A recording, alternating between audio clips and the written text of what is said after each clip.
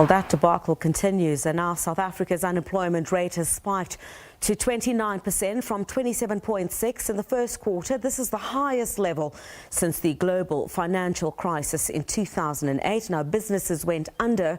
Then those that managed to stay afloat were forced to retrench, often shattering family lives. Now, with the situation worsening, we speak to clinical psychologist Charity Mkone on the effects of unemployment on families struggling to make ends meet. Charity, a very good evening to you. Thank you very much for your time this evening. I mean, the numbers are not looking good, and with this new spike in unemployment, talk to us a bit about the effects of all of this in the home. Thank you very much for having me, Criselda. I think it's absolutely heart-wrenching to see the stats, and I think from a mental health or a mental practitioner's point of view, with the stats of depression already also on the rise, to also see the tie between unemployment and depression, and that it can be a very difficult time for a lot of people and a lot of families indeed to be faced with such staggering statistics of people who are unemployed in the country. Yeah, and that's exactly what I want to talk about, you know, the link between unemployment and depression. As a clinical psychologist, how often do you see this, where the economy is not doing well and both mother and father are not able to provide? I think it's quite a painful situation and very difficult, because it's a very catch-22 kind of situation, where if someone is struggling with depression, that it's very difficult for them to have motivation to get gainful employment or to feel like they have a purpose in life.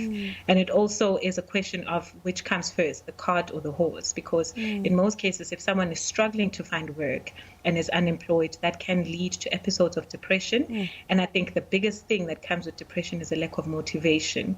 And with that, it's just a downward spiral, that if someone cannot feel like they have gainful employment, they feel like they don't have some purpose in life, and they aren't able to provide for their families, afford their lifestyles, it just becomes a downward spiral, in that the lack of motivation, the despair, the hopelessness fuels even further the feeling of just having no purpose and being without hope. Yeah. I mean, speaking about lifestyles, you know, people selling their cars, selling their homes, moving their children to much cheaper schools.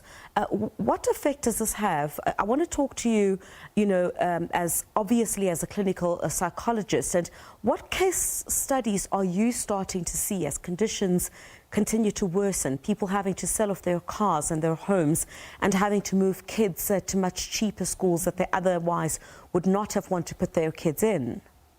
I mean, Criselda, people often underestimate the trauma of having to make massive and drastic life changes. That in as much as the message always goes out from the Minister of Finance for us to strap on our boots and tighten the belts, that it actually has a very high emotional toll, and it takes an emotional toll on a lot of people. Because people, I mean, have worked hard to build themselves, to acquire some of the things that they have, and to come to a position where you're forced to, by the economy, by unemployment, by things that are happening external to you and external to what you can do.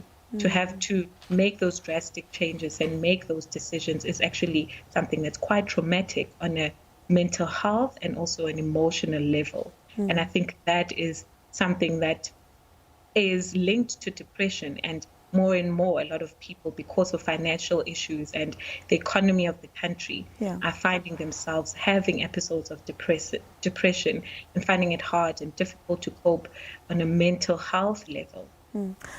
Some might say that times may somewhat have changed, where both the man and the woman provide, but in most cases, as history has had it, men have always been told to be providers for the family. So now you have a situation where the man is no longer able to provide, and a whole lot of things go through your mind about your inability to provide for your family. Does that make you feel less than? And to talk to us a bit about some of the cases that you know, come to you that would speak to instances like that, where men or even women who've been at the head of the household are simply saying they cannot do it any longer?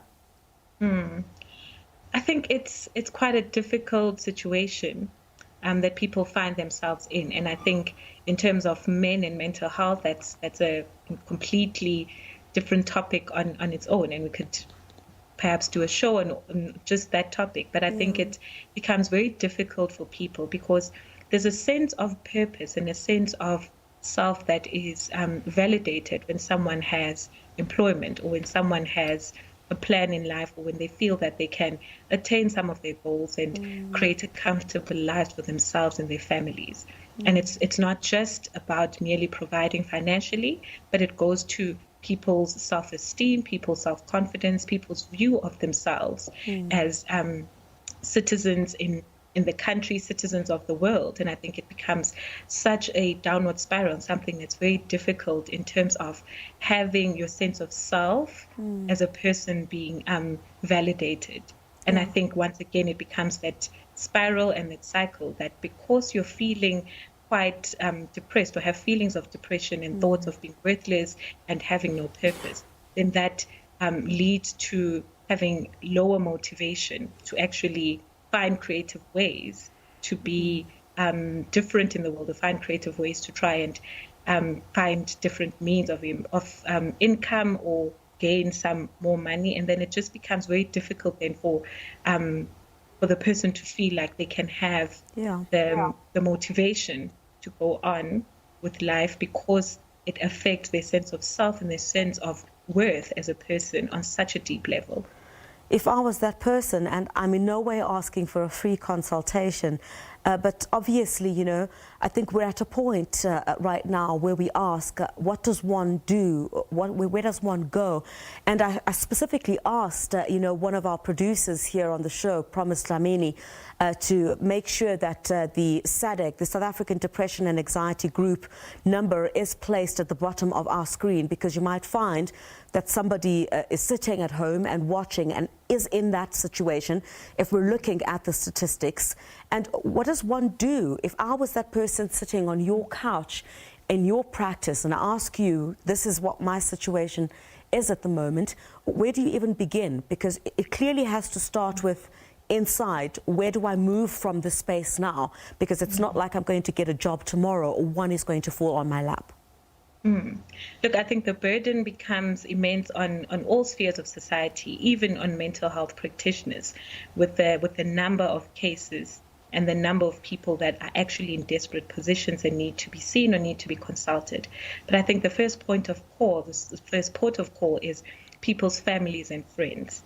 So understanding and knowing about depression, knowing about emotional well-being, knowing about mental well-being, that for families and people who might have members of their families or loved ones that they know who are struggling to find employment or unemployed, to understand the situation, because it's very easy to feel like this person lacks motivation or they just need to back up and do something. But to understand the immense pressure that is on them and the feelings of depression and the link between being unemployed or being or having financial constraints, the link of that with depression, and to sensitize the people around you and for loved ones and family members to really be sensitive to the position mentally and emotionally that the person might find themselves in. And I think other things that people can do to help themselves that are readily available is to not isolate themselves, because people feel more and more worthless, feel more and more like they don't have a purpose and there's nothing for them in life. And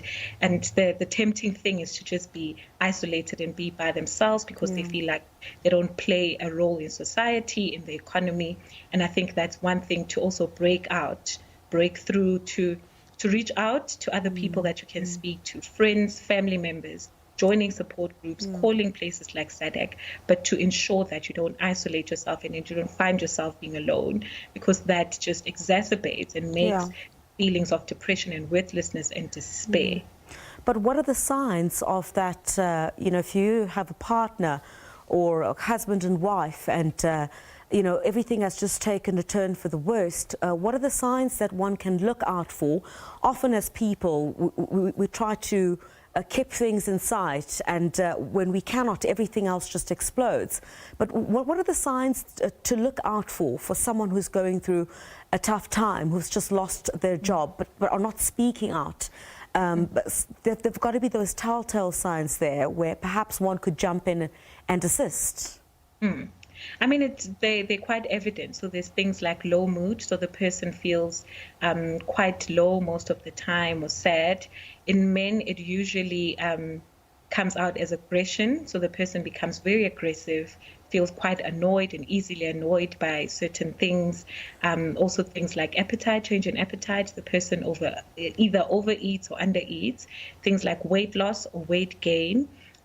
Disturbances in sleeping patterns. The person oversleeps or is insomniac and finds it very difficult to fall asleep. So those are very evident and very physiological signs to look out for, and they are usually the first things that start to deteriorate when someone is slipping into an episode of depression or is having very emotional difficulties with where they are. And I think those are the first things to look out for in your loved ones, in your family members who are struggling to find employment, who are unemployed, and to be able to help them in terms of finding the motivation to find help. And I think another big thing is a sense of hopelessness that someone with depression or someone who's having a depressive episode feels, that they just really lack the motivation in and of themselves to do something to help themselves, to do something that would assist them to actually come out of that place. And the reliance is on the people around them and their loved ones to understand the position that they find themselves in, and to also serve as that motivator and serve as hope that they can hold on to. Charity, thank you so much for chatting to us tonight. Charity Mkone, who is a clinical psychologist, talking to us on the effects of the economy and unemployment, families, of course, struggling to make ends meet. I'm not sure if we'll be able to put that SADC line just up there for anyone, of course, who'd want some help if you found yourself in this unfortunate situation. The SADC helpline is there. It's a toll-free number, 24 hours. Call them up if you're having a challenge and speak to them. See how you can get help.